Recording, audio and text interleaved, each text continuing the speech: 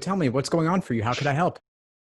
Yeah, well, I've just finished your like logic games on your schedule, and I've started studying the logical reasoning.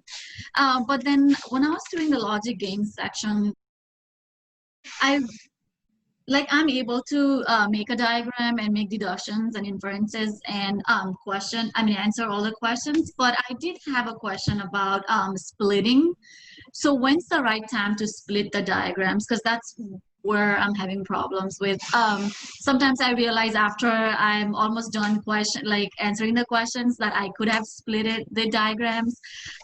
So I wanted to know, are there any indicators or anything that I should look at to split the diagrams in the beginning? Yeah, sure. So this is a question I get a lot about when to split a game into multiple main diagrams, which really unlocks the game. Not every game will allow you to do that. Some will. But the key is when you have a particular rule or variable that is especially powerful and especially limiting. And if it's a particular rule or variable, when combined with others, might have enough of a consequence to make it worthwhile. And so a really simple example of this would be something like, let's say if you have a game with 5 slots and you know A and B must go consecutively in that order, then you have 4 different possibilities: A and B on 1 and 2, 2 and 3, 3 and 4, or 4 and 5.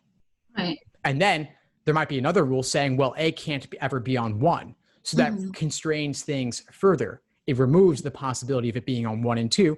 So now you have only a couple. So it really becomes much easier to work with in those cases. It won't be the case all the time, but be on the lookout for it, especially when you see the same variable in multiple rules. Okay. I think on the linear games, like ordering games, I know if there is like a box, so A and B, A is immediately before B or B is immediately before A, then I'm able to do that. Or if the rule says like F and N must go in one or the seventh, then I'm able to do it. But I'm having a hard time doing that on the grouping section. Yeah, grouping's a little bit different. Yeah. Yeah. Yeah. Okay. So basically, just look at one rule that has the most that's most powerful, and then see if you can split diagrams. So how many diagrams would you say maximum like to split in? Typically, I'd say probably 3 or 4 would be the most that most people feel comfortable doing. But you could potentially do more as long as you're systematic about it, that you're being methodical, that you're not just drawing a handful of random things, but the game is really going in this direction or that.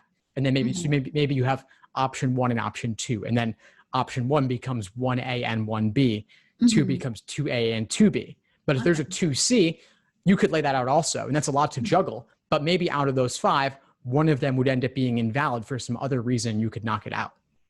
Right. Okay. That makes sense. Thank you so much. And in terms of like when it comes to logic games, I'm also having trouble with the global questions. I do like you say, I do the orientation and then do local questions, and I go to global. But sometimes I still have a hard time doing it. So for global questions, would you recommend going by maybe like the rule by rule and see if it violates any rules, like the answer choices? Or what do you suggest? Like, what's your approach? Yeah, at that point, if you're finding that the previous diagrams are not taking you all the way, then sometimes what you've got to end up doing is drawing new hypotheticals and testing out choices. And this is not ideal, and you don't want to have to do it for all 5 choices. If you find yourself in that position, it's likely that you may have missed something that would allow you to solve it more effectively. But if you have to draw out a couple of the choices, that's perfectly fine. And then you'd see if those scenarios that you draw end up violating a rule. Okay. So basically trial by error and see if, okay. Yeah. Okay.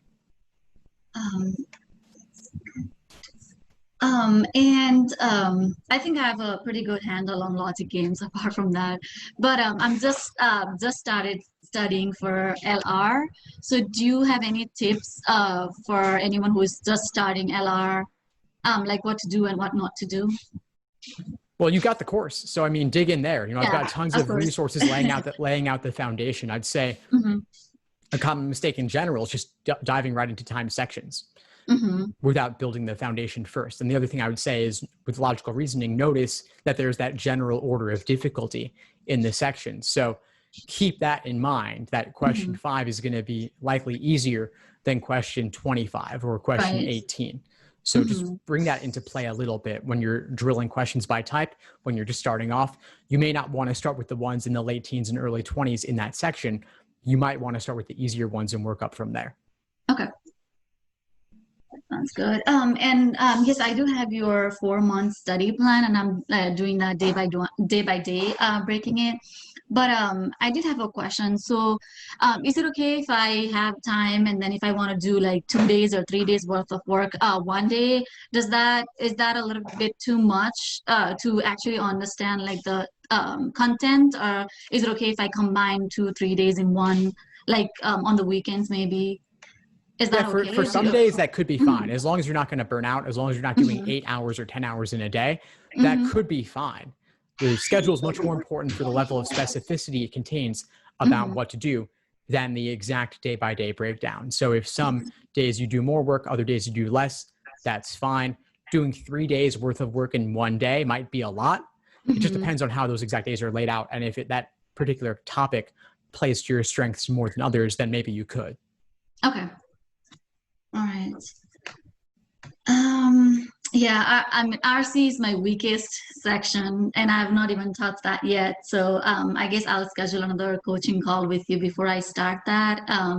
Or do you have any, apart from your courses, do you have anything that, and also I'm not English is not my first language, so it's harder for me to, like even understand everything that's in the passage. But I know that in the LSAT, you're not supposed to worry about the content, it's the structure, but it's still harder for me than someone who is like a native English speaker. So do you have any tips for me for RC in general? I haven't even touched your course yet for that one. Give it more time. If Okay. you're not a native speaker, if you're worried about RC, then jump into that part a little bit earlier than you otherwise would.